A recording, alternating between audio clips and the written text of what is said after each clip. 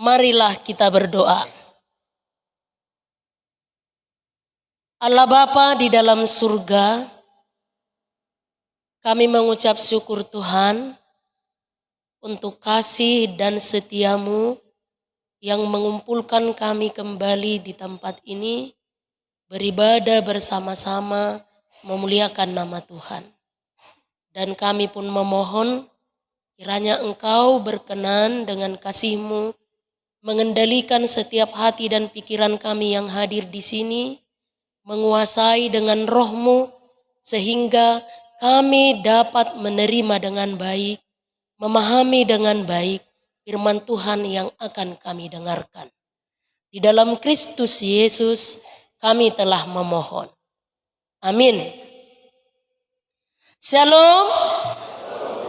Bapak Ibu jemaat yang dikasihi Tuhan, nas khotbah untuk kita hari ini, minggu yang ke-11 setelah Trinitatis, tertulis dalam kitab Injil pasal 16, dimulai dari ayat 21 hingga ayat 28.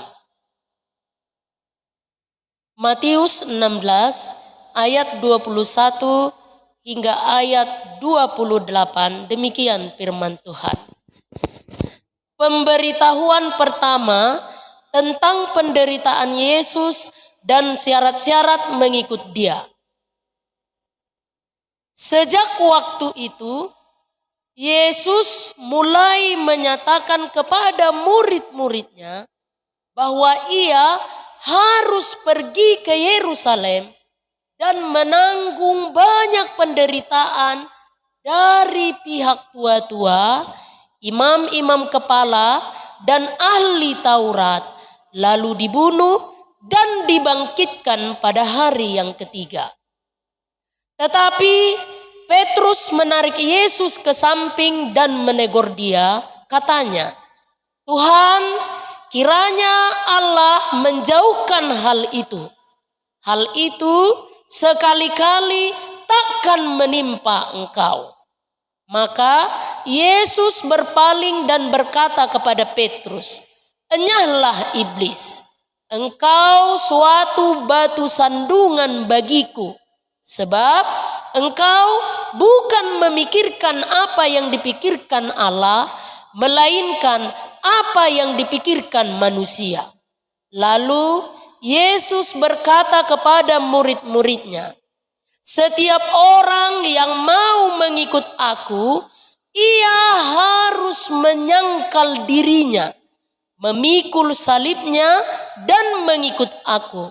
Karena barang siapa mau menyelamatkan nyawanya, ia akan kehilangan nyawanya. Tetapi barang siapa kehilangan nyawanya karena aku, ia akan memperolehnya. Apa gunanya seseorang memperoleh seluruh dunia tapi kehilangan nyawanya? Dan apakah yang dapat diberikannya sebagai ganti nyawanya? Sebab Anak Manusia akan datang dalam kemuliaan Bapanya diiringi malaikat-malaikatnya. Pada waktu itu Ia akan membalas setiap orang menurut perbuatannya.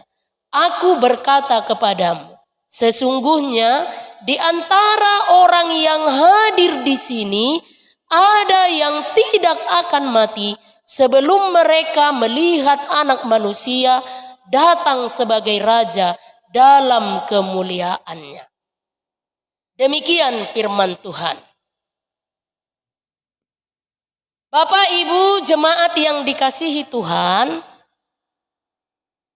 dengan membaca firman Tuhan hari ini, khususnya di Matius 16 ayat 21 hingga ayat 28 ini, tentang syarat mengikut Yesus, pertama-tama saya mau bertanya dulu kepada kita. Menurut kita semua yang hadir di sini, mudah tidak mengikut Yesus itu? Maul do manang murah mengikut Yesusi.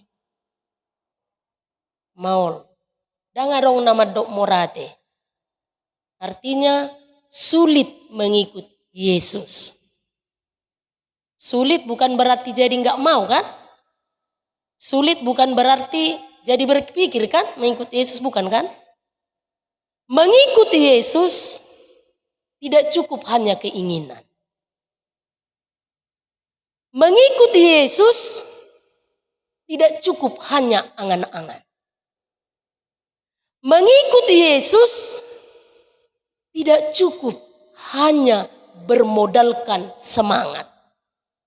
Tidak cukup hanya keinginan, tidak cukup hanya angan-angan. Bermodalkan semangat pun itu tidak cukup. Jadi memang gak semudah yang kita bayangkan mengikuti Yesus itu.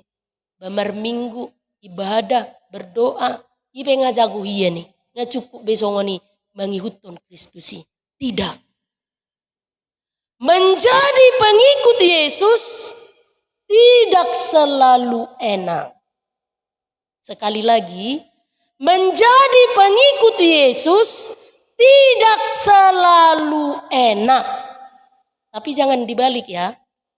Menjadi pengikut Yesus selalu tidak enak. Jangan itu. Jangan itu yang dipakai. Tapi menjadi pengikut Yesus tidak selalu enak.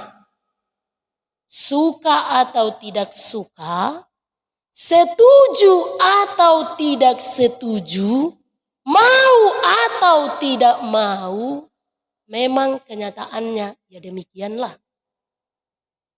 Mari kita ambil satu contoh yang sering kita hadapi. Membangun rumah ibadah. Ketika kita punya keinginan membangun rumah ibadah, dan sampai saat ini masih banyak teman-teman kita yang mengalami kesulitan, kita seolah-olah ditempatkan menjadi warga kelas 2. Nagudanga syaratna ini dan itu. Seolah-olah dalam tanda kutip dipamaul-maul. Mengalami banyak kesulitan. Betul tidak? Betul. Karena itu ada saking kesalnya mengungkapkan demikian. Di negeri ini lebih mudah membangun rumah perjudian daripada rumah peribadahan. Membangun rumah peribadahan yang tujuannya membina mental warga gerejanya dan jemaatnya, tapi itu pun sulitnya minta ampun. Tapi membangun rumah perjudian yang termasuk penyakit sosial di masyarakat, tidak ada masalah. Ini kita hadapi sebagai pengikut Kristus. Itu sebabnya menjadi pengikut Yesus itu tidak selalu enak.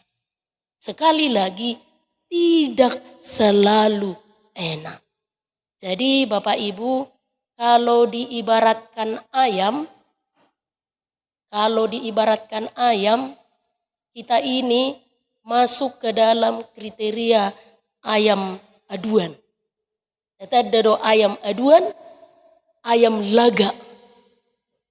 Ayam laga itu terus-menerus diuji.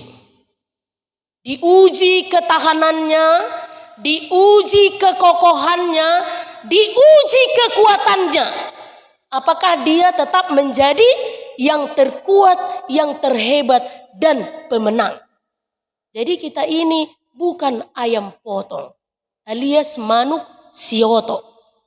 Molo manuk sioto, kalau ayam potong itu hidupnya dibuat selalu enak. Ya kan? Cuman makan dan tidur. Makan dan tidur, yang penting badannya gemuk. Lakso di boto manusia to merhais. Dang di boto manusia to merhais. Coba mapelue sahali manusia to mengne di boto do merhais manang nadang. Ya tapi walaupun hidupnya dibuat enak, hanya makan dan tidur, tetapi namanya pun ayam potong. Pasti ujung-ujungnya untuk dipotong. Dan kita bukan ayam potong, tapi ayam aduan.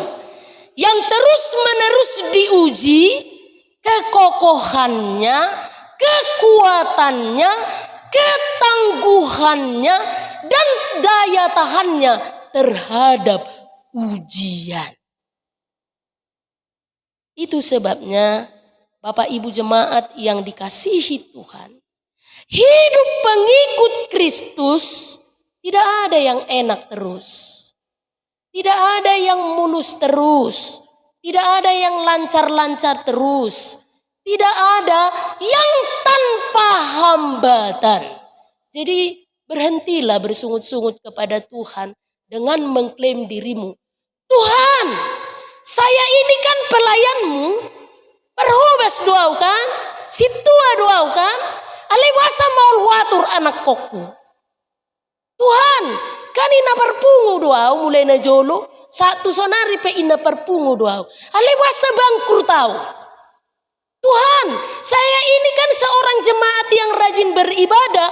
Hampir setiap hari, setiap minggu. Tidak pernah absen. Kok saya ini sakitnya enggak sembuh-sembuh? Jadi sama seperti syair lagu kita itu. Suka duka dipakainya untuk kebaikanku. Suka duka dipakainya untuk kebaikanku. Jadi sekalipun kita terus menerus diuji, diperhadapkan, diadu, satu maksud dan tujuannya adalah untuk kebaikanmu, kebaikanku, dan kebaikan kita semua. Maka Bapak Ibu jemaat yang dikasihi Tuhan, jangan sampai ada yang terlena. Jangan sampai ada yang tidak menyadari tentang tugas dan tanggung jawabnya sebagai pengikut Kristus. Itu sebabnya melalui nas khotbah hari ini dan hampir tiap tahun topik ini selalu muncul menjadi khotbah dan tema-tema khotbah untuk kita dengan satu tujuan supaya motivasi kita sebagai jemaat gereja, motivasi kita sebagai pengikut Kristus itu terus-menerus disegarkan, terus-menerus diperbaharui. Maka dari nas khotbah hari ini, Bapak Ibu jemaat yang dikasihi Tuhan, kita mau diingatkan tentang standar atau syarat menjadi pengikut Kristus yang sejati. Syarat menjadi pengikut Kristus yang sejati. Maka dari nas khotbah hari ini kita mendapatkan 3 hal. Dan kita diingatkan kembali tentang 3 hal ini. Yang pertama, mengikuti Yesus adalah menyangkal diri. Maswadahud diri. Mengikuti Yesus adalah menyangkal diri. Inilah kata kerja yang pertama, tugas yang pertama yang harus kita lakukan ketika berbicara tentang mengikut Kristus. Menyangkal diri, maswadahun diri. Apakah yang dimaksud dengan menyangkal diri? Menyangkal diri itu mengatakan tidak untuk diri sendiri, mengatakan tidak untuk keinginan sendiri, mengatakan tidak untuk nafsu sendiri, tapi mengatakan ya untuk Tuhan. Tidak untuk diri sendiri, keinginan diri sendiri, tetapi selalu ya untuk Tuhan. Mari belajar dari seorang Petrus. Ada yang menarik dari dialog antara Yesus dan Petrus. Yang pertama, Yesus memberitahukan kepada murid-muridnya bahwa Yesus akan menerima banyak penderitaan, bahkan sampai kepada kematian. Lalu lihat reaksi Petrus. Tuhan, tidak boleh. Tuhan, Allah akan menjauhkan penderitaan itu darimu. Molo tabereng sepintas, hebat dosi Petrus kan? Saheranannya dia pini rupani Tuhani. Seolah-olah Petrus itu tidak mengizinkan Yesus itu disentuh oleh penderitaan, apalagi kematian. Hebat ya. Sepintas kita lihat. Tapi apa jawab Yesus? Nyahlah engkau iblis. Bayangkan. Lama neho bolis yang lebukon. Apa? Perhataan nading gedokan nani dok nai. Jadi dari sini kita belajar ternyata tidak semua yang keluar dari mulut dengan kata-kata manis itu tujuannya menguatkan, memotivasi dan mendukung. Dan sudah hatana labok nah luar siap pamangan ni dongata itu tujuannya mendukung. Hidup ban napitor didok Yesus lama nehobulis sian lebukon. Hidup ban narong hatani na tua-tua nama dok molo pait unang pitor diutahon. Molo manis unang pitor dibodut. Molo pait unang pitor diutahon, molo manis unang pitor dibodut. Sotung teripu molo saya labok-labok, saya manis-manis pakuling ni dongatai nama duku kita mai. Belum tentu. Molo saya tulum-tulum. Itu kan. Dituluk-tuluk kita. Tajam-tajam hatana itu kita. Belum tentu tujuannya itu menjatuhkan dan tidak mendukung kita. Menyangkal diri. Mari belajar dari Petrus yang pertama. Jangan hanya memikirkan perasaan. Perasaan. Petrus itu hanya memikirkan perasaan. Kenapa? Karena Petrus itu hanya senang dengan berkat Yesus. Ketika dia dekat dengan Yesus, dia diberkati. Itu yang dia tahu. Yang dia rasakan itu. Sehingga ketika Yesus membicarakan penderitaan, jiwanya langsung memberontak. Dan ini menjadi sifat dasar manusia. Kita sudah punya ini. Semua manusia suka ketika berbicara keuntungan. Tapi ketika berbicara kerugian, sulit kita membuka hati. Padahal dalam hidup ini kedua-duanya sering berjalan. Itu sebabnya kalau orang pintar kan mengatakan untuk merencanakan sesuatu itu jangan hanya hasil yang diperhitungkan. Tetapi selalu perhitungkan kemungkinan buruk yang terjadi. Itu tuh. Jadi molotopu dang marhasil, barang madeli itu. Molotopu dang menjadi rencanana, barang panikok-nikoton. Karena apa? Sejak awal sudah diperhitungkan kemungkinan yang terburuk. Dan Petrus jauh dari itu. Maka orang yang menyangkal diri, dia selalu katakan tidak terhadap keinginannya secara pribadi. Lalu dia katakan ya kepada Tuhan. Bukan memprioritaskan keinginannya secara pribadi, tetapi mengutamakan Tuhan di dalam perjalanan hidupnya. Mari kita belajar dari nas epistel minggu hari ini yang tertulis dalam kitab Yeremia itu.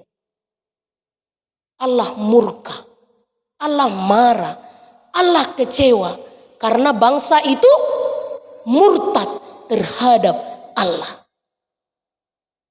Murtad tidak hanya semata-mata berpindah agama, beralih agama, lalu beralih kepercayaan. Tetapi murtad yang lebih berbahaya adalah murtad secara rohani. Statusnya pengikut Kristus, keanggotaannya jelas sebagai anggota jemaat gereja, tetapi kelakuannya jauh dari Tuhan. Orang yang menyangkal diri jangan murtad secara agama, secara iman, apalagi secara rohani. Apakah yang dimaksud dengan murtad secara rohani? Yang pertama-tama, dia nggak mau mendengarkan suara Tuhan. Nggak mau mendengarkan firman Tuhan.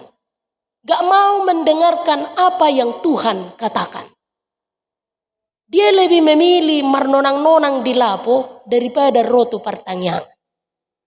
Dia lebih memilih melanjutkan pekerjaannya daripada roh tu gereja. Itu murtad secara rohani. Jelas keanggotaannya sebagai anggota jemaat, jelas statusnya sebagai pengikut Kristus, alai rohana dau sian Tuhan. Pernah juga saya punya pengalaman, ada seorang ibu berbicara lewat telepon pada saya. Inang, tolonglah supaya suami saya dibawa dalam doa. Oh iya Inang, nanti kita doakan. Tapi kenapa Inang? Suami Inang harus dibawa dalam doa. Iya Nang, suami saya itu pemarah. Bahkan ketika saya dan anak-anak beribadah di pagi hari, dia pun selalu marah. Molo beribadah pagi naina taido dana, teriak-teriaklah amat tai itu dari kamar. Jangan berisik, diam. Terus-terusan dengar firman Tuhan. Cukuplah sekali yang di gereja itu. Mulai jauhin na berisik domolo beribadah istrinya dan anak-anak. Ternyata ada manusia yang seperti ini. Orang Kristen pula dan jelas keanggotaan jemaat. Jadi Bapak Ibu jemaat yang dikasihi Tuhan, murtad secara rohani itu yang paling berbahaya.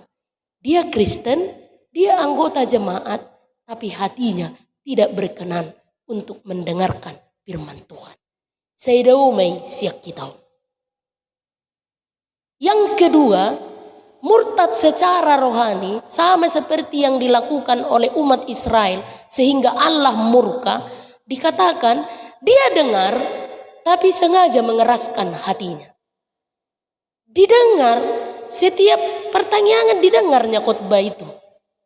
Ibadah seperti ini pun dia mendengarkan khotbah itu, tapi dia sengaja mengeraskan hatinya. Artinya enggak mau mengubah hatinya. Berkali-kali dia mendengarkan jangan menyimpan kesalahan orang lain. Berkali-kali dia mendengarkan jangan membenci. Berkali-kali dia mendengarkan hiduplah dalam kasih. Berkali-kali pula mendengarkan ampunilah orang yang bersalah kepadamu. Tetapi apa yang terjadi? Sulit untuk dilakukan. Itu sebabnya di kitab Ibrani katakan, ketika engkau mendengarkan firman Tuhan, maka jangan keraskan hatimu. Jadi keputusan ada di tangan kita Bapak Ibu jemaat yang dikasihi Tuhan. Setiap hari kita mendengarkan khotbah, setiap saat kita mendengarkan firman Tuhan, maka selanjutnya keputusan ada di tanganmu. Kalau menjadi pengikut yang Kristus yang sejati, jangan keraskan hatimu. Tapi kalau menjadi pengikut Kristus yang murtad secara rohani, dia mengaku pengikut Kristus tapi hatinya jauh dari Tuhan. Dia datang mendengarkan firman Tuhan, tapi hatinya dikeraskan. Dan Tuhan tidak mau itu terjadi untuk kita. Jangan menjadi pengikut Kristus yang murtad. Lalu yang terakhir, Bapak Ibu jemaat yang dikasihi Tuhan, menyangkal diri itu jangan sampai murtad. Jangan menjauh dari Tuhan, apalagi sampai murtad secara rohani. Kita masih tetap statusnya pengikut Kristus, tapi hatinya jauh dari Tuhan. Yang ketiga, kita belajar dari umat Israel. Mereka terus-menerus mencobai Tuhan. Mencobai Tuhan dengan bersungut-sungut. Lihatlah umat Israel. Ketika mereka berada di padang gurun, mereka bersungut-sungut kepada Musa. Musa, kembalikan kami ke Babel. Meskipun kami menjadi budak, tapi di Babel lengkap makan dan minum. Daripada kami menderita di gurun ini. Tumagom menagabi budak daripada menderita di gurun. Ketika Musa naik ke Bukit Horeb, meminta 2 loh batu isi tita dan perintah firman Tuhan. Ketika dia turun, Musa melihat umat Israel berpesta pora merayakan penyembahan mereka terhadap Baal. Umat itu mudah beralih. Umat itu mudah bersungut-sungut. Dan sifat itu tidak jauh dari kita Bapak Ibu. Maka jangan menjadi pengikut Kristus yang murtad secara rohani. Arung dotong songoni. Bama inat tatu amat tanate. Setiap merminggu inatau seto gihod do maton. Pah, eta merminggu. Meila hita. Setokin naim pamuli boru nama hita da. Dohok pangoliana. Peta ma. Ide gerijai seheli-seheli. Sutung meila hita sogot. Ola pamuli boru, ola pa maso-maso ni anak muro merminggu. Olo. Jadi saya detiki ngapala bosak karo amat tahun. Mebegin at tahun. Sungguli mamusay. Pah, eta merminggu. Olo. Boy piaw merminggu. Asal ma tobus na opat angkaon. Tur merminggu piaw. Bayak kunjo. Masa ukuran na tobus opa angka. Kecil may yung guhulang manubus so opa angka teh. Geri dosa ditobus. Masa hanya 4 angka. Syarak na asa holo tu gereja. Maka pangalaho ni na murtati. Jadi jangan berpikir murtad itu berpindah agama, beralih agama. Sifat-sifat dosa-dosa murtad keseharian ini yang paling berbahaya. Kan? Gak mau dengar firman Tuhan. Dengar tapi dikeraskan hatinya. Selalu bersungut-sungut. Apalagi mencobai Tuhan. Jolo tobus mau pak angka baru romer minggu. Anodong tobus jolo sahak mau bilon so romer minggu terus masuk ni. Dang marna saai keinginan. Begitulah sifat manusia. Orang yang menjadi pengikut Kristus yang sejati, dia harus menyangkal dirinya. Jangan mau menjadi Kristen yang murtad secara rohani. Yang kedua, Bapak Ibu jemaat yang dikasihi Tuhan, syarat mengikut Yesus, untuk menjadi pengikut Yesus yang sejati itu, firman ini katakan, pikullah salibmu. Salib awalnya itu kebiasaan orang Romawi. Orang yang mengikul salib itu adalah perdosa na sumalin. Perdosa na sumalin. Ima sejarahna. Jadi orang yang memikul salib itu pendosa besar dan yang sudah dijatuhi hukum mati. Itulah dulu awalnya salib. Jadi salib itu selalu digambarkan dengan kematian. Tetapi ketika Yesus mati di salib, pemahaman, tradisi dan kebiasaan itu dipatahkan.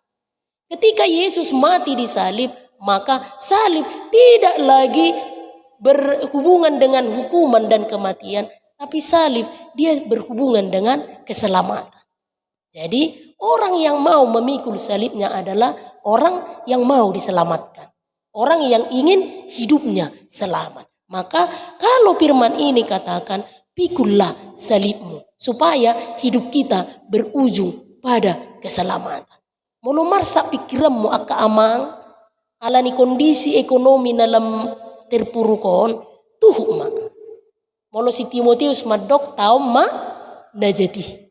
Itu kan tahu ma najati. Molo marsa pikiranmu kainang alamaol didok roham pahusor-husor na adongi tahu ma najati. Ikullah salibmu supaya apa? Kita selamat hidup kita. Molo marukil tahilala kaperhalado lahu mangulahun ulahun pakobesiyon. Timotius katakan tahu manajati. Ikullah salibmu. Supaya apa? Kita selamat di akhirnya. Karena apa? Gambaran salib bukan lagi kematian, bukan lagi hukuman, tetapi hidup yang kekal. Karena itu yang Tuhan lakukan bagi kita. Jadi jangan sampai menjual imanmu, menggantikan kemuliaan Allah dengan kemuliaan yang sia-sia. Tetapi pikullah salibmu. Apalagi tua kasudut remaja dan naposo ini tadi pagi udah saya tekankan. Tapi ini tanggung jawab kita yang besar. Sangat mudah sekarang ini manusia beralih. Apalagi generasi muda. Ini tantangan bagi kita. Bapak, Ibu, orang tua. Jangan sampai yang sia-sia. Jangan sampai Allah yang mulia itu kita tukarkan dengan yang sia-sia. Mari kita baca ayat 26. Kita baca bersama-sama ayat 26. 1, 2, 3. Apa gunanya seorang memperoleh seluruh dunia tapi kehilangan nyawanya? Dan apakah yang dapat diberikannya sebagai ganti nyawanya? Apakah gunanya kita mendapat bahkan seluruh isi dunia ini, tapi kita kehilangan nyawa kita? Kita memprioritaskan kedudukan jabatan, harta dan uang yang banyak, tapi kita kehilangan nyawa kita, apa gunanya? Maka pikullah salibmu, jadikan Tuhanmu menjadi yang utama.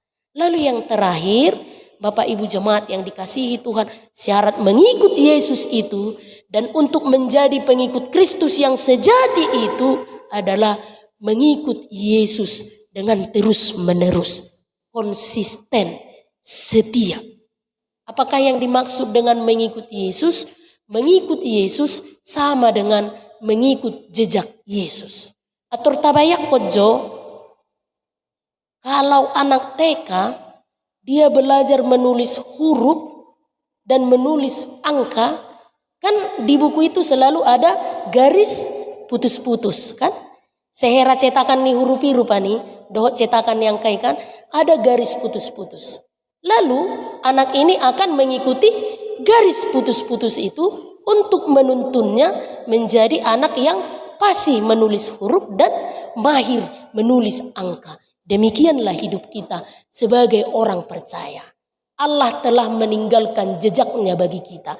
Garis putus-putus itu seperti gambaran untuk anak TK itu, begitulah hidup kita.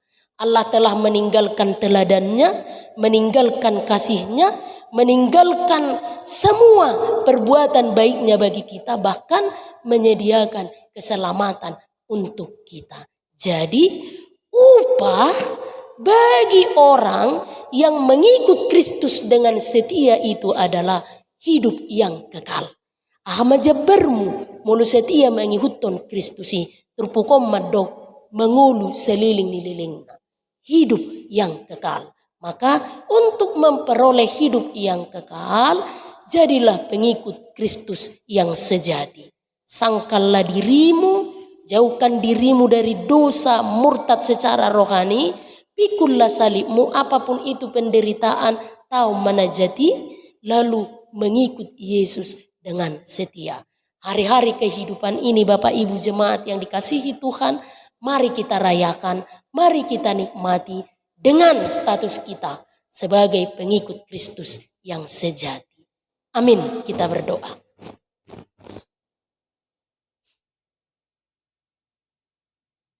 Terima kasih Tuhan untuk firman-Mu yang baru saja kami dengarkan, yang mengingatkan kami, yang menuntun kami akan hidup kami sebagai pengikut Kristus. Tuhan, kami rindu agar kami pun menjadi pengikut-Mu yang setia, rela menyangkal diri, rela berkorban untuk memikul salib, lalu mengikut Tuhan secara terus-menerus.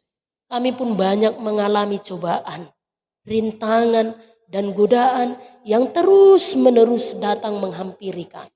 Kami memohon kasih-Mu, memohon tuntunan Roh Kudus-Mu, berikan kami kekuatan, agar kami tetap setia apapun yang terjadi, apapun yang kami alami, dan ingatkan kami bahwa setiap suka dan duka yang kami alami dengan maksud untuk kebaikan kehidupan kami. Kami berserah diri hanya padamu saja Tuhan. Terimalah doa permohonan kami. Amin.